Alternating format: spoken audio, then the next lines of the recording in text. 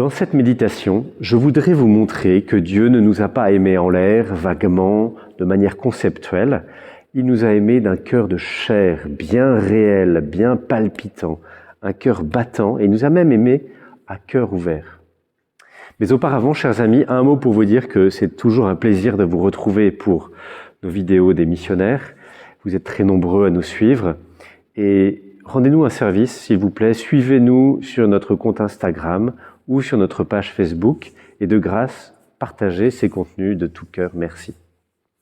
Alors on l'a vu hier, déjà dans l'Ancienne Alliance, Dieu avait partagé quelque chose de son cœur, lent à la colère, plein d'amour. Il était tendresse et pitié pour Israël. Mais Israël ne le constatait que dans des révélations prophétiques ou après coup des événements politiques. Avec l'incarnation du Verbe de Dieu dans le Nouveau Testament, tout change. On franchit un pas décisif et je voudrais qu'on s'arrête là-dessus aujourd'hui et qu'on puisse méditer cette réalité inouïe. Notre Dieu a un cœur de chair, un cœur charnel. C'est ce que personne n'aurait jamais pu imaginer.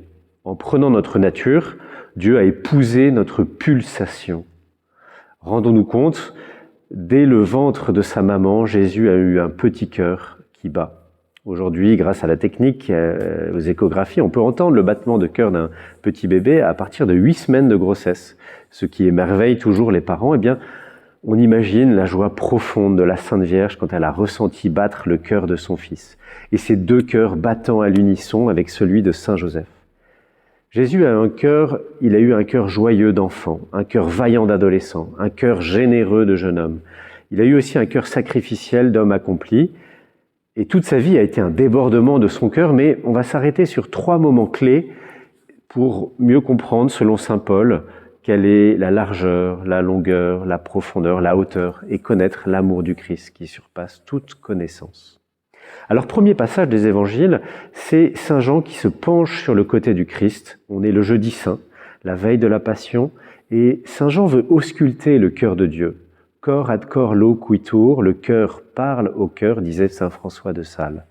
Et saint Jean nous montre l'endroit où nous devons prendre conseil, non pas auprès des consultants, non pas auprès des politiques, non pas auprès des médias, non pas auprès des diseurs de bonne aventure. Il n'y a qu'un seul endroit où on peut trouver le bon conseil, c'est le cœur du Christ. Aimons nous reposer souvent sur son cœur, aimons l'adoration eucharistique.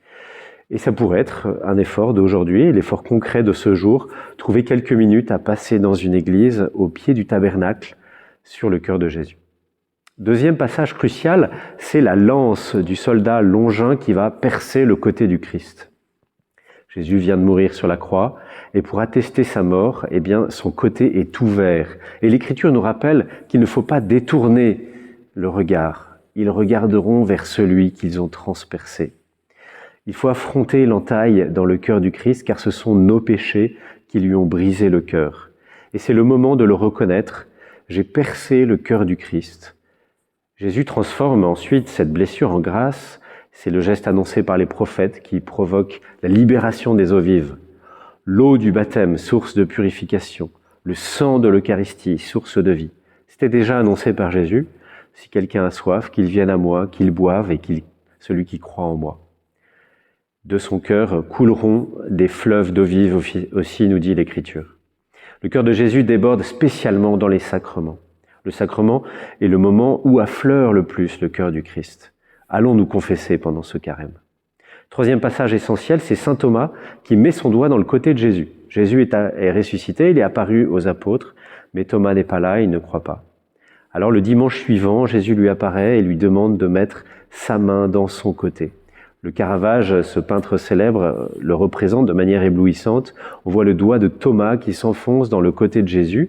De manière symbolique, il vient se brancher sur son cœur. Il a trouvé, saint Thomas, le passage étroit pour entrer dans le cœur de la Trinité. C'est cette entaille, c'est la porte du salut. Et il va falloir passer par cette plaie, c'est-à-dire par les souffrances du Christ. Il va falloir aussi que nous disions « Mon Seigneur et mon Dieu ».